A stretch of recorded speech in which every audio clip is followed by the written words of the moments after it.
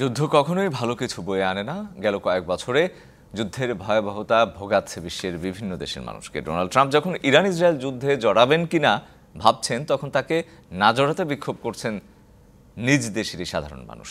ট্রাম্পকে যুদ্ধ থেকে ফেরাতে তৎপর হয়ে উঠেছেন মার্কিন রাজনীতিক ও আইন প্রণেতারাও। যুদ্ধ চায় না ডোনাল্ড ট্রাম্পের দেশের শান্তিপ্রিয় মানুষ। নিউ ইয়র্ক কিংবা ওয়াশিংটন ডিসি ইরান ইসরায়েল যুদ্ধে যুক্তরাষ্ট্রের না জড়াতে প্রতিবাদ বিক্ষোভে ফুঁসছে মার্কিনিরা। যুক্তরাষ্ট্রের ইরানে হামলার হুমকি ও ইসরায়েলের গাজায় যুদ্ধকে সমর্থনের বিরুদ্ধে স্লোগান দেয় বিক্ষোভে অংশ নেয়া শত শত মানুষ। ইরানে ইসরায়েলি বোমা হামলা এবং ইসরায়েলি বাহিনীকে কোটি কোটি ডলার সামরিক সহায়তা দেওয়ার বিরুদ্ধে বিক্ষোভ করেন তারা। বিক্ষোভকারীরা যুদ্ধে সরাসরি জড়িত না হতে ট্রাম্পের প্রতি আহ্বান জানান। ইরান ইসরায়েল যুদ্ধে জড়াবে কি জড়াবেন না তা নিয়ে মার্কিন প্রেসিডেন্ট মুখে নিশ্চিত কিছু না বললেও তার সাম্প্রতিক তৎপরতায় সুস্পষ্ট ইঙ্গিত মিলছে লড়াইয়ে নামার। মধ্যপ্রাচ্য অভিমুখে মার্কিন রণতরী, ফাইটার জেট এবং সেনা সমাবেশ সেই ইঙ্গিতে দেয়। এমনকি ব্লুমবার্গ সহ আন্তর্জাতিক গণমাধ্যমগুলো বলছে, শাইনি চুলে এখন হবে সব হেয়ারস্টাইল।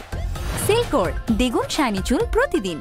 যুদ্ধে জড়ানোর প্রস্তুতি নিচ্ছেন ট্রাম্প। তবে নিজ দেশের জনগণই শুধু নয়, যুদ্ধে না জড়াতে বিরোধের মধ্যে পড়তে হচ্ছে নিজ রাজনৈতিক দলেও। ট্রাম্প প্রশাসনের একাধিক জ্যেষ্ঠ কর্মকর্তার বরাত দিয়ে এনবিসি নিউজ জানায়, ইরান বিষয়ে মার্কিন প্রেসিডেন্ট ডোনাল্ড ট্রাম্পের সাথে জাতীয় গোয়েন্দা পরিচালক তুলসি গ্যাবার্ডের বিরোধ প্রকাশ্যে এসেছে। এছাড়া কংগ্রেসের অনুমতি ছাড়া ইরানের বিরুদ্ধে সামরিক পদক্ষেপ নিতে ট্রাম্পের যুদ্ধ ক্ষমতা খর্ব করার উদ্যোগ নিয়েছেন রিপাবলিক ও ডেমোক্র্যাট উভয় দলের বেশ কয়েকজন আইন প্রণেতা। কেন্টাকির রিপাবলিকান কংগ্রেসম্যান থমাস ম্যাসি প্রতিনিধি পরিষদে একটি বিল উত্থাপন করেছেন, যাতে বলা হয় ইরানের বিরুদ্ধে কোনো সামরিক পদক্ষেপ নিতে চাইলে ট্রাম্পকে অবশ্যই কংগ্রেসের অনুমতি নিতে হবে। সিনেটেও একই ধরনের প্রস্তাব পেশ করেছেন ভার্জিনিয়ার ডেমোক্র্যাট সিনেটর টিম কেইন। এই তালিকায় আছেন senator Bernie Sanders, Rand Paul ও ম্যাক্সিও। Shovon Shahmin Disha, DBC news desk.